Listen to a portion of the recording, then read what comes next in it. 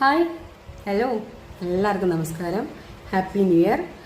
ഇന്ന് പുതുവർഷമായിട്ട് ഞാനും എൻ്റെ ദൈവൂട്ടുവോ അല്ല ദൈവൂട്ടി വായിലൊരു പെശക്ക് വന്ന സോറി. ഞങ്ങളുടെ ദൈവൂട്ടിയായിട്ട് എന്താ കഴിക്കുന്നത് ഞങ്ങൾ കാണണ്ടേ? ഉച്ചക്കത്തെ ലഞ്ച് എന്നല്ലേ പറയുന്നത്? ഓക്കെ, കാണിച്ചു തരാം.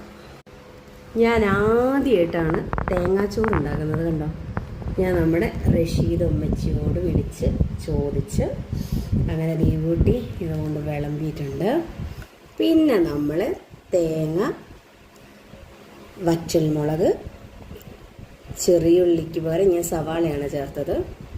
ഇതെല്ലാം കൂടെ ചേർത്ത് വഴറ്റിയിട്ട് ഒരു ചമ്മന്തി, പിന്നെ മാങ്ങയുടെ എടുത്തോ കൈയുണ്ടോ, മാങ്ങ പെരട്ടെന്നോ പറയുന്നത് ഞാൻ കടയിൽ നിന്ന് വാങ്ങിച്ചാട്ടോ കഴിഞ്ഞ പ്രാവശ്യം. അപ്പോൾ എൻ്റെ ജീവിതത്തിൽ ആദ്യം, പക്ഷെ ഇത് എളുപ്പമാട്ടോ തേങ്ങാച്ചോറ് ഉണ്ടാക്കുന്നത്.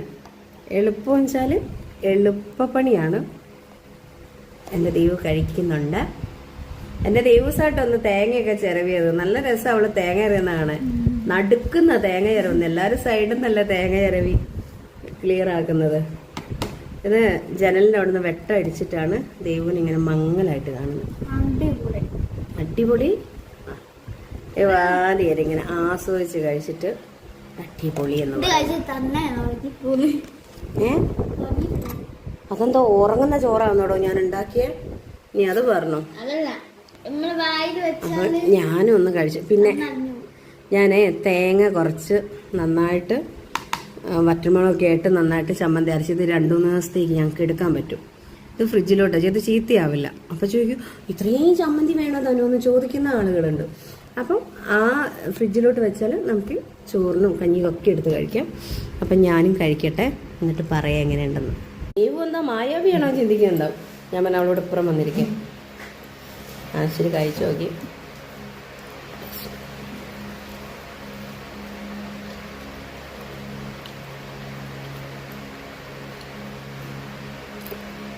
പുതുവർഷത്തെ ഞങ്ങളുടെ ഭക്ഷണം അടിപൊളിയാട്ടോ.